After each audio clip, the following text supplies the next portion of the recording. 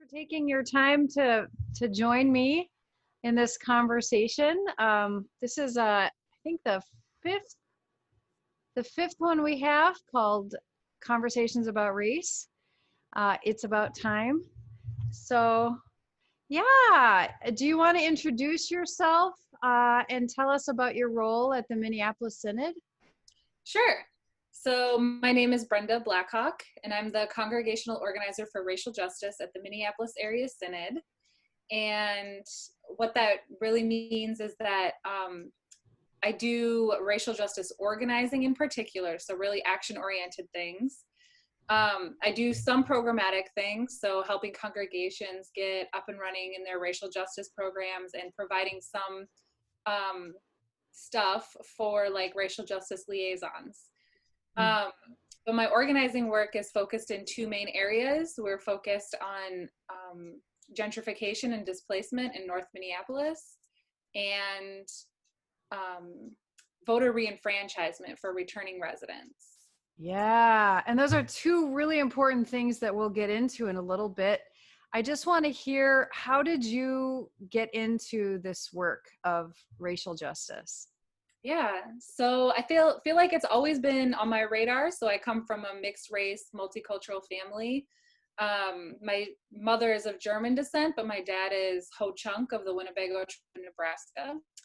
And I grew up in North Minneapolis. So growing up, the majority of the people that I associated with were not white folks. So it's always been something that I've been aware of. And I think when I went to college, and I was in some really intersectional feminist women's and gender studies courses and stuff, and I was in a honor society for that, we were really focused on like action items. So, you know, we held a protest and we did different things like that. And so I learned how to live out kind of the how I thought and felt about race and racism in more of an action-oriented kind of way. Yeah, because that's there's a distinction that I'm learning, which is you can have thoughts and feelings about racism is bad, right? Yeah. But learning how to translate that into action, or even understanding enough about racism and systems of racism that you feel propelled to want to actually change systems, feels like a very different thing that feels newer to, I think, a lot of more white people in a generic sense. Yeah, I think that that's true. I think I like to think about it as like internal and external.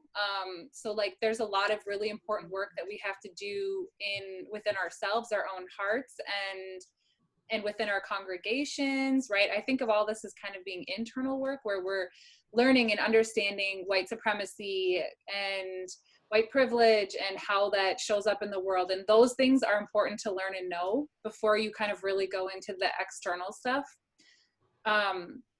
But the external stuff is also really important, right? That's where we can get real change in people's lives. And I think it's crucial to try to engage in both as much as you can, depending on where you're at, right? You can be part of that conversation no matter who you are, just finding where you fit. Yeah, I mean, we all start in a certain place, and usually where we are and where we start isn't 100% our fault. In fact, it might not be our fault hardly at all. But now that we're aware there's stuff to work on, engaging in that internal work, I like that. And that can look like many different things. It could be watching these videos. It could be reading books. It could just be having conversations with people who do not have your background. But yeah, no, I think that's really important. But yeah, your personal view changing is going to change how you operate in the world, which is important. But it may not always mean the systems that affect people in a negative way by the millions will change. So that's where the external change piece comes in. Right. Yeah. Yep. So tell me, that leads us to the two projects you're working on in the Minneapolis Synod. You said gentrification and voter suppression, kind of. We'll start with the first one, gentrification. And when we talked earlier, I said, I thought gentrification was a good thing. I was like, you're taking rundown, yucky neighborhoods and you're making them pretty. That's what I thought. And then I started to understand more and more that gentrification was a very negative word because it affected people who were living in these neighborhoods who were suddenly pushed out with nowhere to go. Mhm. So say a little bit more about Yeah. that. Yeah. So I think the part of gentrification that you're talking about is maybe not a negative thing, right? The part where we get to put money into the community and make it pretty and look nice again.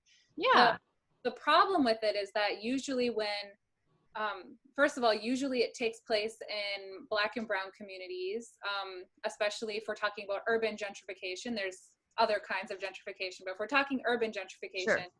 it takes place in Black and Brown neighborhoods where there's less community wealth, and they they gentrify it and make it look pretty to appeal to middle class or upper class white folks to come and live there, because cities run on tax dollars. Cities used to, at least cities' social programming used to run on federal dollars, but no longer. So in order to support the programs, they want folks who can pay higher taxes to come and live there. And so what happens is pretty Oh, up the neighborhood, and then it pushes people out, right? Property taxes go up, and it's harder to find affordable housing and rental properties.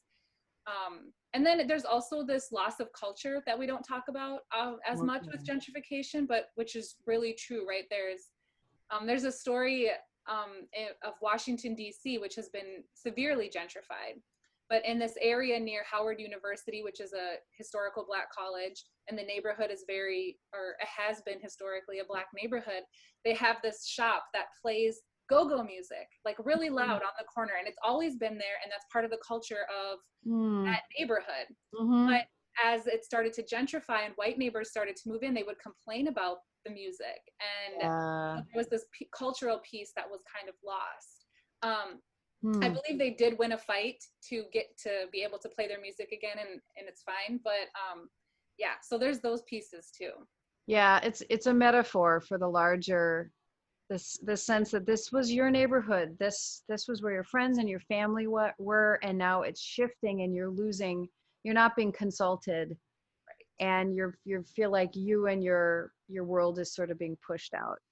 Hmm. Yeah, that's interesting. So the work you're doing with pastors and with other people, how, what's the goal of that for Yeah. gentrification?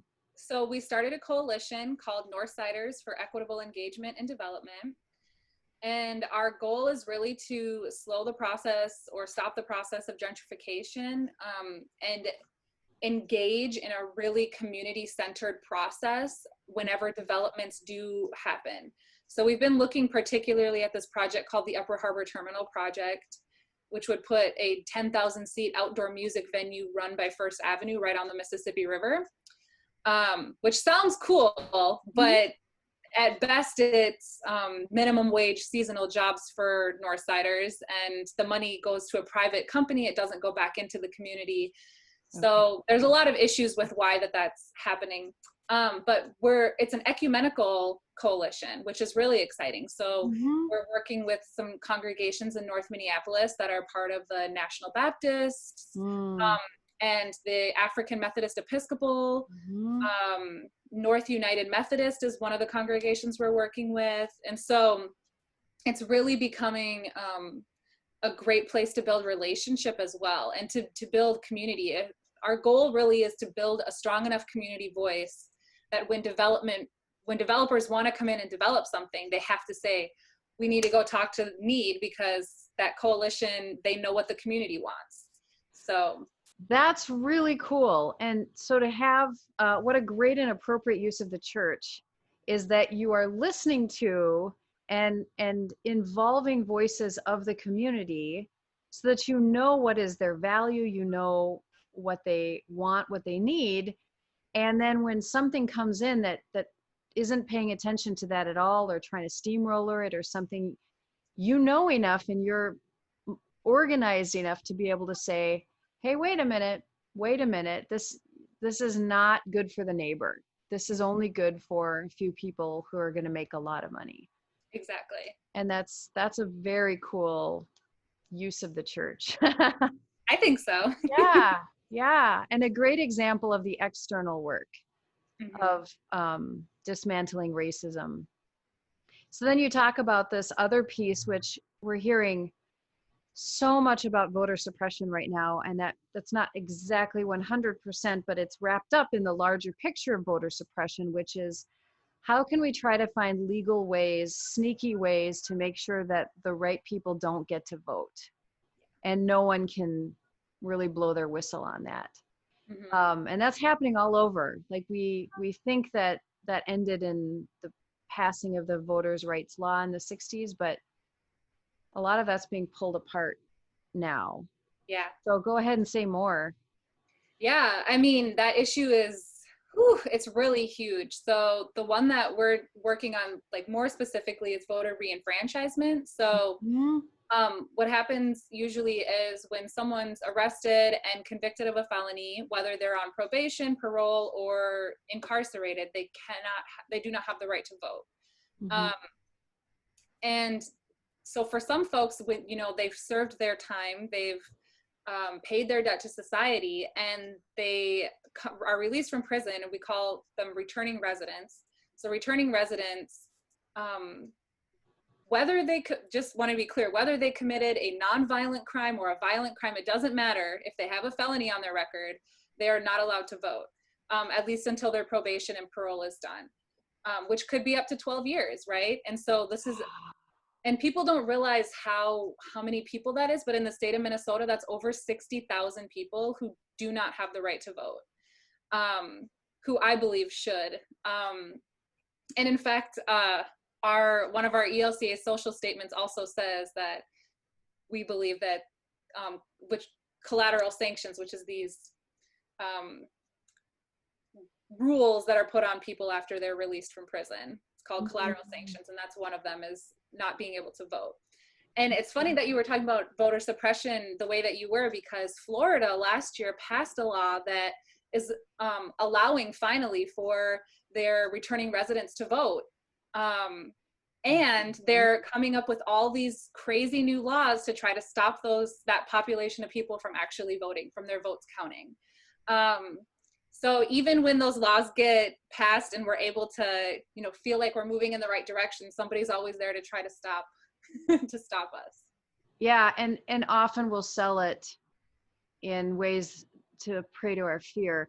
But what I've learned recently, and watching the documentary 13th was really huge, because the 13th Amendment was the end of slavery, but the documentary does a really great job of talking about how, with mass incarceration that began in the 80s, where it was specifically targeting Black communities and arresting people for the lowest level crimes, no bail, loss of job, family upset. Like 1/3 of African American men or Black men may end up in prison.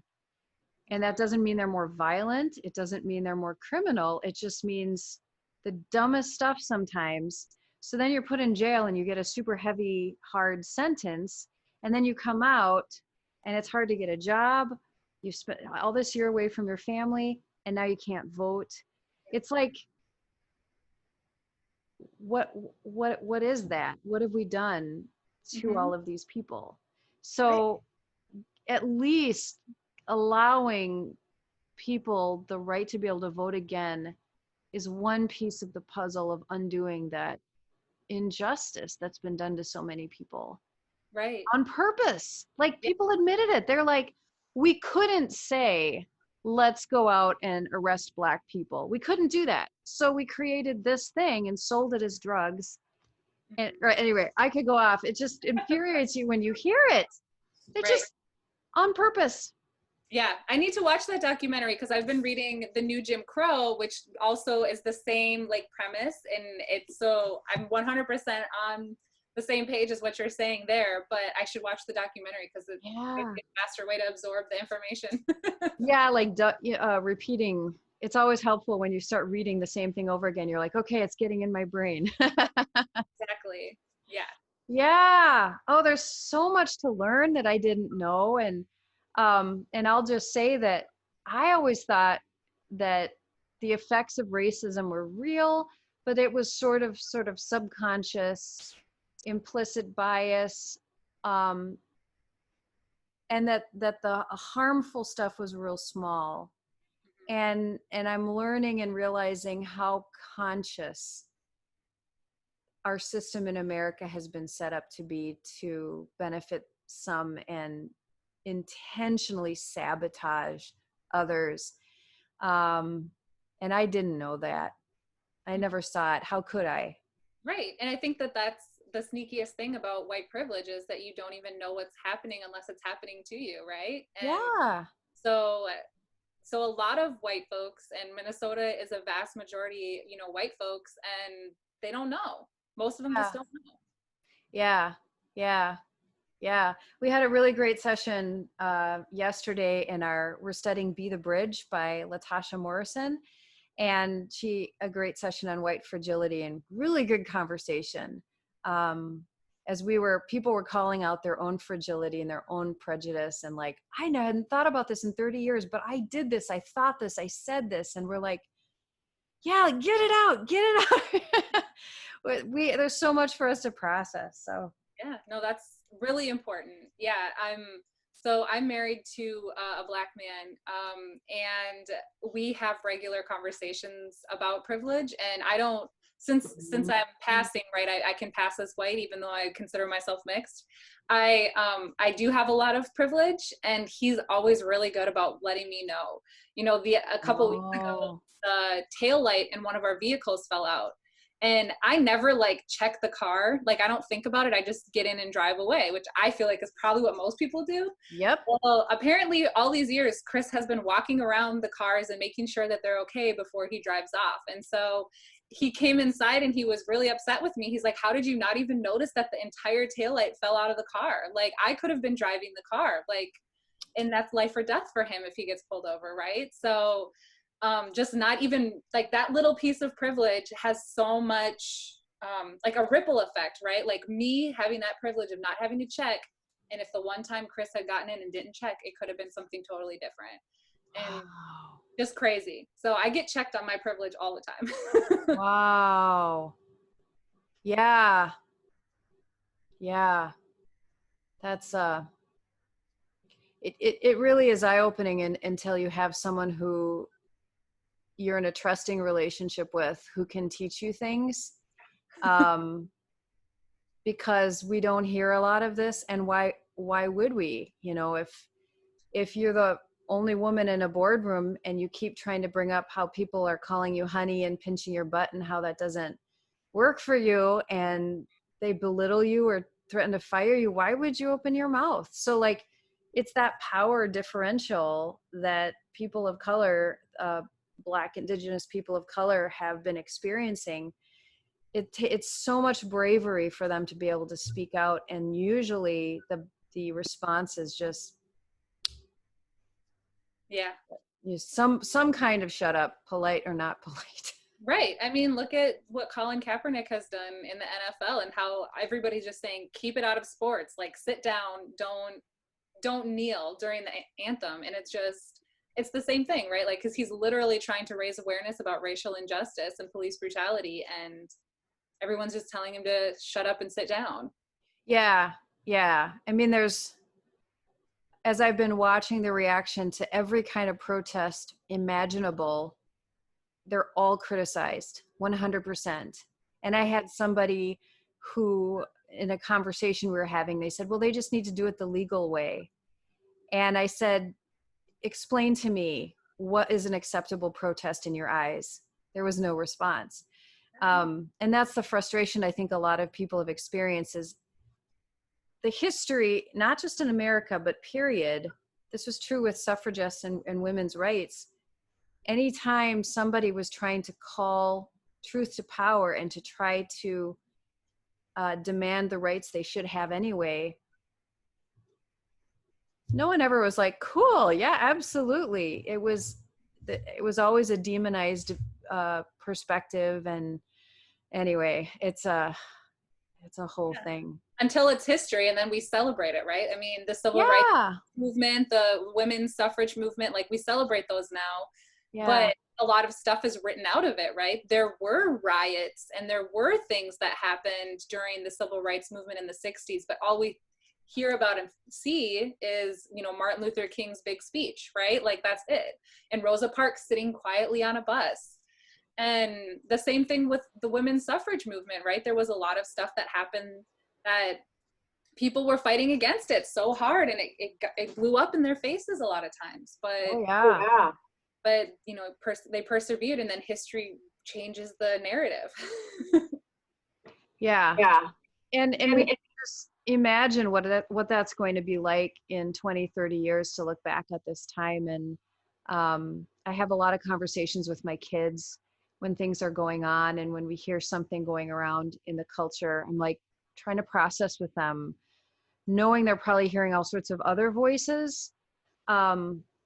What is it that we believe in our heart, and where do we stand, and what am I learning? And yeah. Well, this leads me to my last big question for you, which is, what do you wish people knew about the last 4 months and all of the racial issues that have really come to the forefront? What do you wish we knew? Well, some of it, like, I think is just media perception, right? Like the way that we receive what has happened. You know, I know lots of people who were on the ground during those protests, and even parts of the uprising where buildings were burning and stuff. And I think what's portrayed in the media is so different than what's actually happening. So I guess I would love if people could try to think critically and not just listen to their favorite news source, but to actually, you know, dig in a little bit more and talk to people who were there, or there's lots of accounts online from people who have actually been there, and they saw the white supremacy groups piling bricks up, preparing to, you know, destroy things when night fell. They saw those things happening, and they protected their block. And it's to hear those accounts. And I mean, I recommend going outside of just the kind of thing that you see in the media.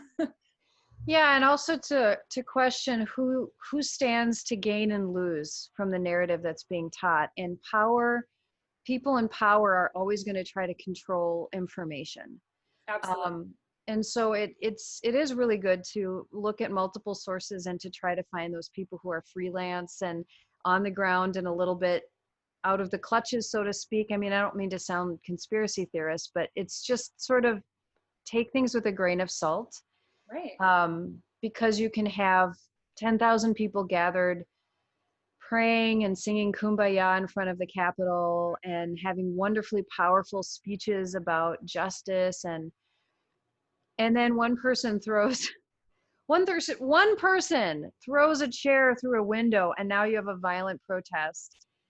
I mean, that's how it's portrayed. And I don't mean to minimize certain things, but that's sort of what it can feel like to some degree, is any way we can discredit this movement and criminalize and demonize people who are trying to actively look for change. Right. I think you really nailed it there with the who has something to gain from this, right? Like, I think that's a really good question to ask yourself as you're watching, you know, CNN or whatever it is that you watch, and ask yourself, okay, so this narrative is telling me this, who gains something from that narrative? And I think that's a really good way to think critically about what you're hearing.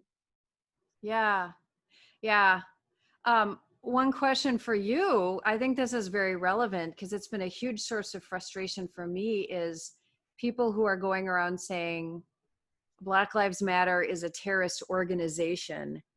And there's like 17 things wrong with that sentence. But I think it's relevant to name that that's out there, and that people think there's a sense that they're trying there, as if there's a there, trying to instill some sort of violent, I don't know, whatever. What's your response to that? Yeah. Well, I think the word terrorist has very specific connotations in our society. And so applying that word to this group immediately strikes fear into the hearts of lots of white people. Mm. And I think we have to ask that question then. So who benefits from that narrative of being afraid of the Black Lives Matter movement? And I don't know, I'll let you think about that. I guess I don't want to put any of my own personal perspectives onto anybody else, but yeah, I think the answer is clear, who gains from that. And Black Lives Matter, you know, I don't know how many people have actually visited their website, but they have very, very clear like goals and like a mission and all that stuff. And every single bit of it is around peaceful protesting and that kind of thing. So that organization, you know, is the opposite of a terrorist organization, in my opinion. And you know, and remember the Black Panther movement was also labeled as a terrorist organization. And then, you know, 50 years later, they came out, the FBI came out and said, yeah, we never should have, you know, called them a terrorist organization. It was, you know, there was racial profiling. They even admitted it later on. So yeah, I don't know. Things I never knew about our history, and learning just a tiny bit about Black Panthers, again, it makes me so frustrated with the way things were portrayed. The one thing I want to add to your good answer is, and correct me if I'm wrong, but in the protests that we're seeing right after George Floyd and throughout the summer, were organized by the NAACP, the Racial Justice Network, in collaboration with all of these other local groups that have been working for justice for decades. Right. And they're collaborating together. They have really great, wonderful leaders. Some of them are civil rights lawyers, and they have been doing nonviolent protest work forever. And they, all around the country, you'd have these grassroots people who were coming under the statement that Black Lives Matter. Mm-hmm. It was a movement. It's not the organization Black Lives Matter isn't the one that's making all this happen. Right. Does that make sense? Yeah, absolutely. On the ground in each city, it's an umbrella kind of thing, right? Yeah. Yeah. It'd be like if Pope Francis had a super fantastic hashtag that was like Christians against white supremacy. And then all sorts of Christians, not Catholic, you know, maybe not even Christian, started to put signs out and to march and to say, yeah, we're against white supremacy. But Pope Francis didn't rally us, right? Mm-hmm. I don't know, maybe that's not a good example, but I just find that interesting. There seems to be just a misunderstanding of all the good organizations that have been working and are working tirelessly with legislation and with community organizations and all sorts of stuff to try to give voice to issues of racism and have actually really great plans for what could be done if anyone bothered to listen to them, right? Right. Absolutely. Yep. Yeah. Yeah. Well, it's a huge topic, and there's a lot we could talk about, but thank you so much for what you're doing in our synod.